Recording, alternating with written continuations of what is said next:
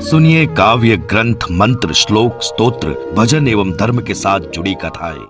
ओम गजाननं भूतगणाधिसेवितं कपितजम्बोफलचारुभक्षितम् उमासुतं शोकविनाशकारिकं नमामि विघ्नेश्वरपादपङ्कजम्।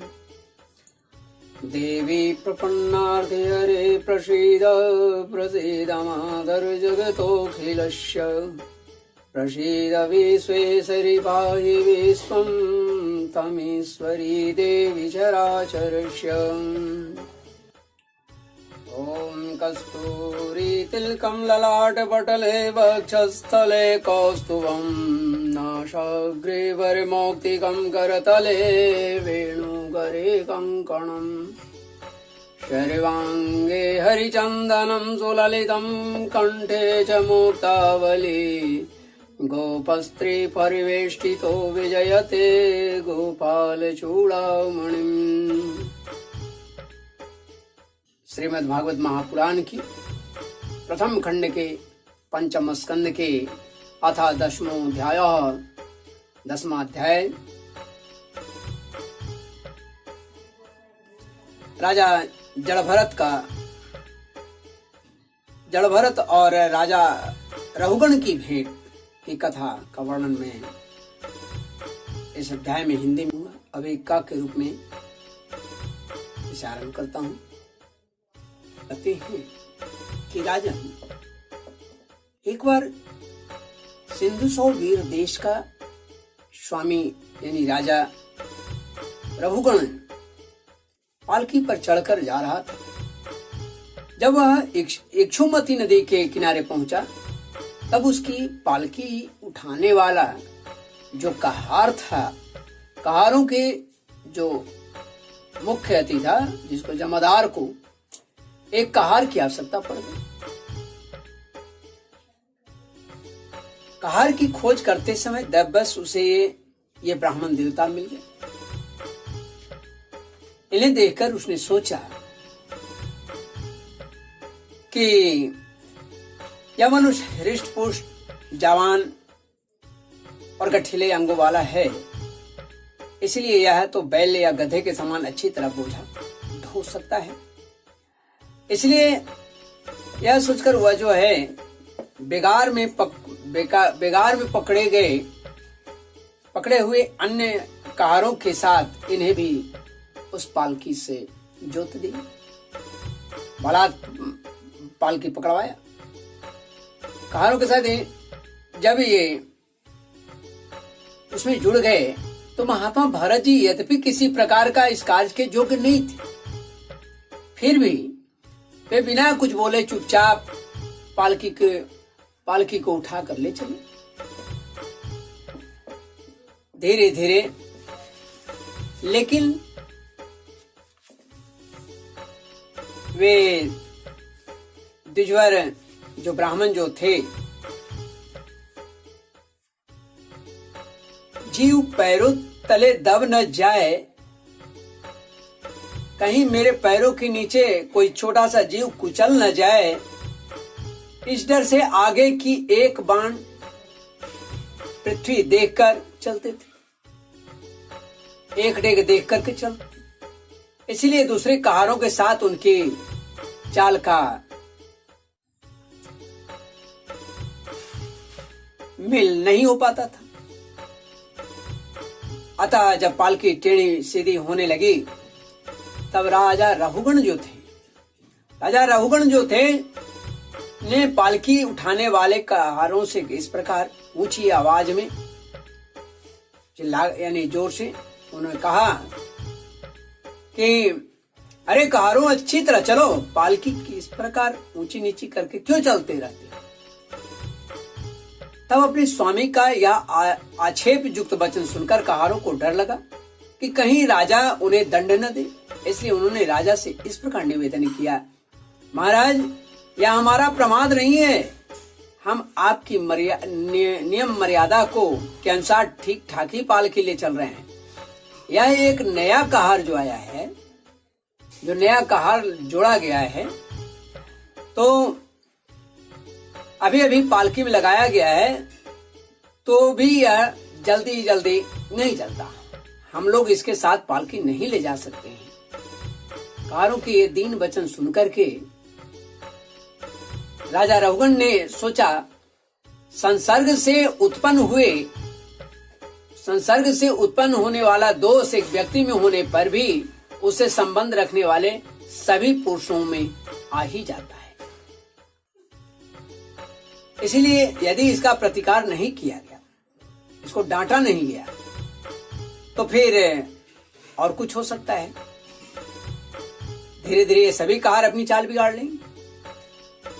ऐसा सोच करके राजा रहुगण को कुछ क्रोध आ गया, क्रोध हो आया।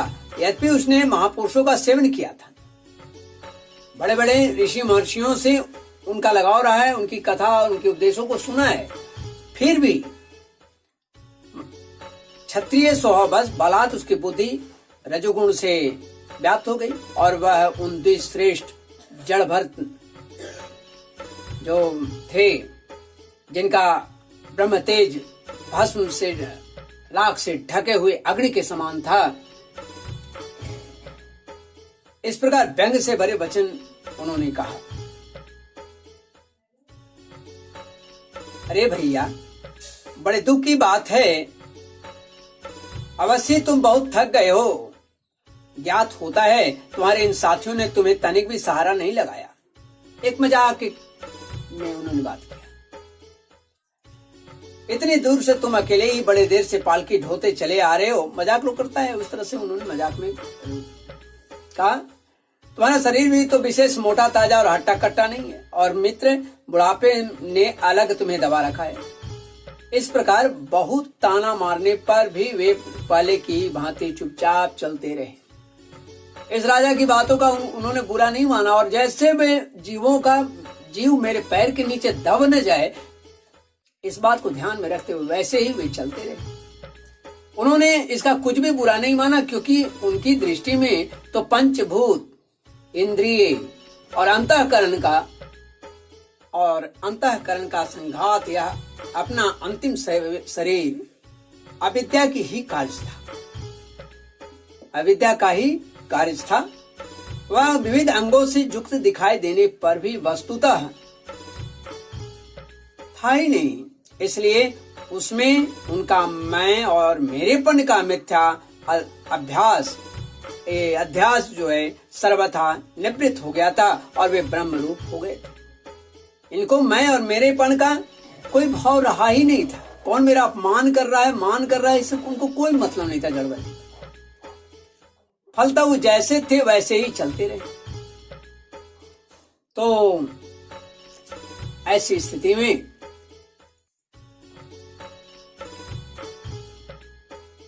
राजा को थोड़ी और प्रतीक्षा के बाद क्रोध आ गई। पालकी अब भी सीधी चाल से नहीं चल चल रही थी। यह देखकर राजा रहुगण क्रोध से आग बबूला हो गया और कहने लगा, अरे यह क्या तू जीता ही मर गया? तू मेरा निरादर करके मेरी आज्ञा का उल्लंघन कर रहा है। मालूम होता है तू सर्वथा प्रमादी है, आलसी है। अरे जैसे दंडपाणी यमराज है, तू दंडपाणी यमराज जन समुदाय को उसके अपराध के लिए दंड देते हैं, उसी प्रकार मैं भी अभी तेरा इलाज किए देता हूं, तब तेरे होश ठिकाने आ जाएंगे। राजा रहुगण के इस तरह की भर शब्द प्रस्फुटित हुआ। रहुगण को राजा होने का अभिमान था, इसीलिए वह इसी प्रकार बहुत सी अनाप शनाप बातें करते हुए बातें बोलता गया। वह अपने को बड़ा पंडित समझता था, अतः राजतम युक्त अभिमान के वंशीभूत होकर उसने भगवान के अनन्य प्रीति पात्र जो जड़ भरत जी थे, भक्त भरत जी का तिरस्कार कर डाला, अपमान कर डाला।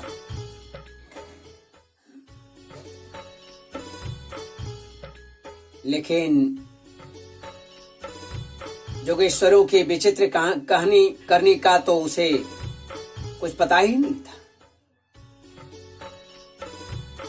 जोगेश्वर क्या होते हैं, क्या करते हैं, उसकी ऐसी कच्ची बुद्धि देखकर वे संपूर्ण प्राणियों के सुहृद एवं आत्मा ब्रह्मभूत ब्रह्म देवता मुस्कुराए और बिना किसी प्रकार का अभिमान किए इस प्रकार उन्होंने कहा, त्वयोदितं व्यक्तं अविप्रलब्धं भर्तुसमे स्याद् यदि वीर्यभारः गन्तुरे यदि स्यादधिगम्य मध्वा गन्तुरे यदि स्यादधिगम्य मध्वा पीवेति राशो न विदां प्रवाद।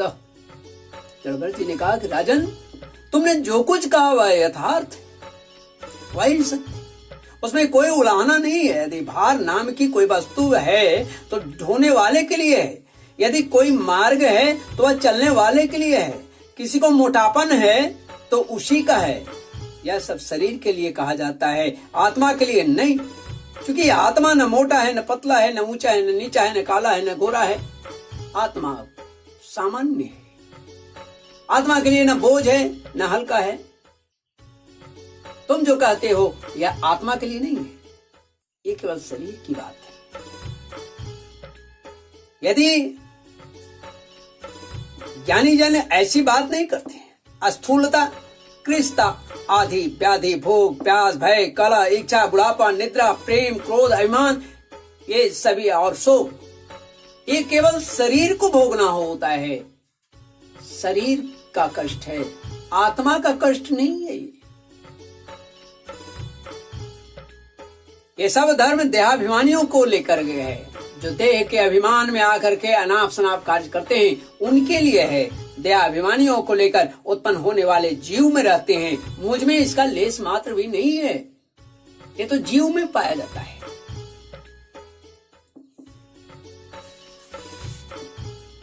राजन, तुमने जो जीने मरने की बात कही, सो जितने भी विकारी पदार्थ हैं उन सभी में नियमित रूप से ये दोनों बातें देखी जाती है, क्योंकि वे सभी आदि अंत वाले हैं। यशस्वी नरेश, जहां स्वामी सेवक भाव स्थिर हो वहीं आज्ञा पालन आदि का नियम भी लागू होता है। श्रीमद् भागवत महापुराण के प्रथम खंड के पंचम स्कंद की कथा जड़ भरत और राजा रहुगण की भेंट यहाँ पर हिंदी में समाप्त होता है के रूप में। मन भूल मत जइयो राधा रानी की चरण, जाको श्याम नीत हेरे राधे राधे कर फेरे, जाको श्याम नीत हेरे राधे राधे करे फेरे। बांसुरी में बैरे बैरे, बांसुरी में बैरे बैरे, मन प्रीत सोबरण, मन भूल मत जइयो, मन भूल मत जइयो बाल गोपाल की चरण। भक्ति प्रेम सो भोलानी, भक्ति प्रेम सो भोलानी, आकी लीला रस खानी, भक्ति प्रेम सो भोलानी, आकी लीला रस खानी।